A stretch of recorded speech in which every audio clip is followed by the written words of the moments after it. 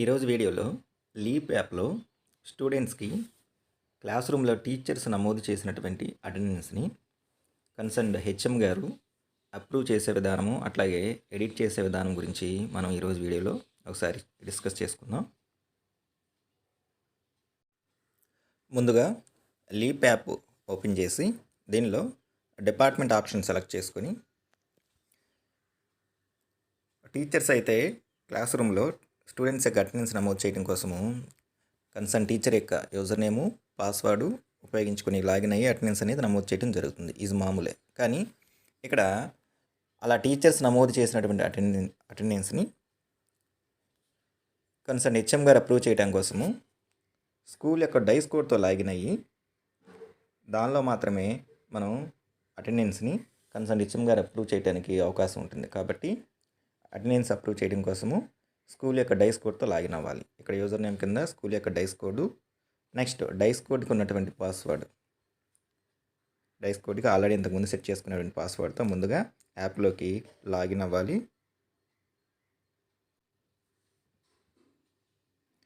Login అయిన తర్వాత మనకి హోమ్ స్క్రీన్ ఇలా కనబడుతుంది. ఇక్కడ హోమ్ స్క్రీన్లో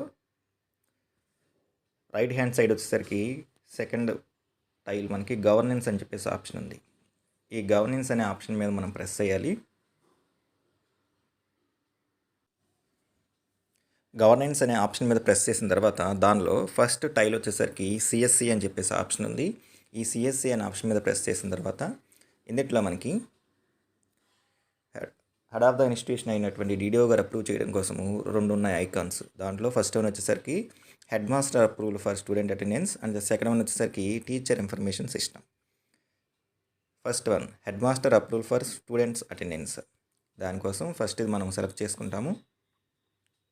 సెలెక్ట్ చేసుకున్న తర్వాత కన్సర్న్ స్కూల్లో ఉన్నటువంటి క్లాసెస్ మొత్తము కూడా మనకి ఇక్కడ డిస్ప్లే అవుతాయి.